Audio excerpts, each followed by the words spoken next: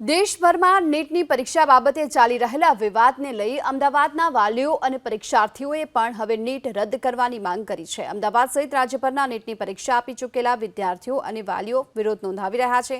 નીટની પરીક્ષામાં શરૂઆતથી લઈને પરિણામ સુધીની તમામ પ્રક્રિયાએ શંકાના દાયરામાં હોવાની વાલીઓએ આશંકા વ્યક્ત કરી, જેથી યોગ્ય તપાસની માંગ કરવામાં આવી છે।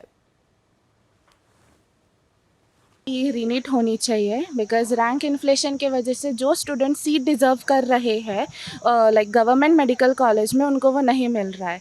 इतना ज़्यादा रैंक इन्फ्लेशन है कि अब सेल्फ फाइनेंस इंस्टीट्यूट्स में एडमिशन लेना पड़ रहा है, जिसकी फ़ीस अफोर्डेबल नहीं है एक मिडिल क्लास फैमिली के लिए। स्टूडेंट तो तमने बहुत ज अफेक्ट करे कि मतलब તમે વિચારી ના શકો કે રેન્ક આટલું 30-40-50,000 જેવું રેન્ક આ વર્ષે વધી ગયું છે।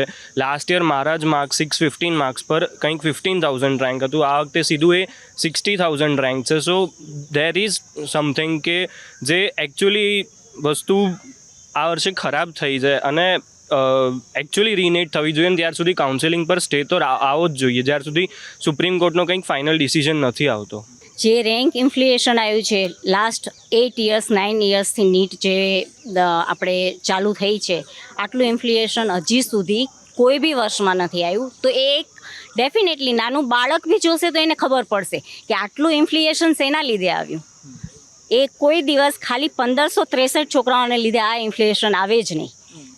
રેન્ક જે ગયો છે 5-6 ટાઈમ્સ પાછળ ગયો છે। એ એક શક પેદા કરે જ છે કે આમાં કંઈક તો ધાંધલી ગોટાળા થયા જ છે।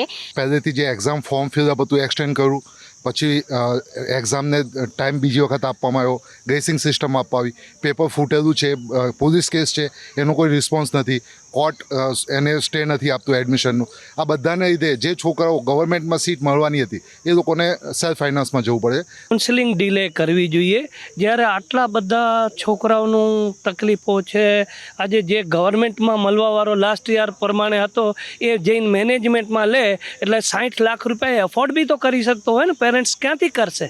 એને કરતાં સોલ્યુશન ઇઝી છે, રીનીટ કરાવી દો। એટલી બધી મેજોરિટીની ડિમાન્ડ છે, બધા કહે છે છાપામાં આવ્યો છે, ચોરીઓ તમારી પકડાઈ છે, પછી હવે એવિડન્સ કંઈક અમે એકને ઘરે તો લેવા તો ના જઈએ ને। અને બીજું એ જ એજન્સી શું કામ તપાસ કરે? એના માટે બીજી એજન્સીઓ લગાવો ને, કોઈ જેને ચોરી કરી એ થોડોક કે મેં ચોરી કરી છે, એ તો ના જ કેમ।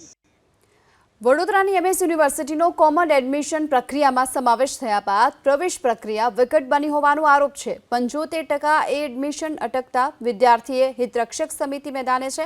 તેમનો આરોપ છે કે વડોદરા શહેર અને જિલ્લાના હજારો વિદ્યાર્થીઓ પ્રવેશથી વંચિત છે। પહેલા કોમર્સ ફેકલ્ટીમાં જે 40-45% પ્રવેશ મેળવી શકાતો હતો, જે 75% અટક્યો છે। ખાનગી યુનિવર્સિટીઓના લાભ માટે કાવતરું હોવાનો આરોપ લગાવ્યો છે અને આગામી દિવસોમાં આંદોલનની ચીમકી પણ આપવામાં આવી। પહેલાં 95% લોકલ લોકોને મળતો હતો અને 5% બહારનાને મળતો હતો, અને આજે 69% ખાલી લોકલ માટે છે અને 31% બહાર માટે છે। અને જનરલ કેટેગરી માટે તો એ થઈ ગયું, 75 પર કટ ઓફ મુકાઈ ગયું છે। પાસ્ટમાં જનરલ કેટેગરીને 45% બી એડમિશન મળી જતું હતું અને આજે 74 લાયા પછી બી નહીં મળ્યું। વડોદરા શહેર જિલ્લાના જે લોકલ વિદ્યાર્થી જે પ્રવેશથી વંચિત રહી ગયા છે, કારણ કે પહેલી વખત જોયું કે 75% હોવા છતાં પણ એડમિશન નથી મળ્યું। MS યુનિવર્સિટીમાં જ્યારે અમે લોકો JSUP હતા, બહુ 10-15 વર્ષ પહેલાંની વાત કરીએ તો યુનિવર્સિટીમાં 40% સુધી એડમિશન મળતા હતા અને કોમર્સ ફેકલ્ટી આ યુનિવર્સિટીની સૌથી મોટી ફેકલ્ટી છે। 15 એડમિશન આ યુનિવર્સિટીમાં કોમર્સ ફેકલ્ટીમાં થયા છે। તો શું કામ આ વખતે આ આવી રીતે વિદ્યાર્થીઓની કારકિર્દી બગાડવાના હેતુથી આવા નિયમો જે તકલકી નિર્ણયો છે એ શું કામ લેવામાં આવે છે?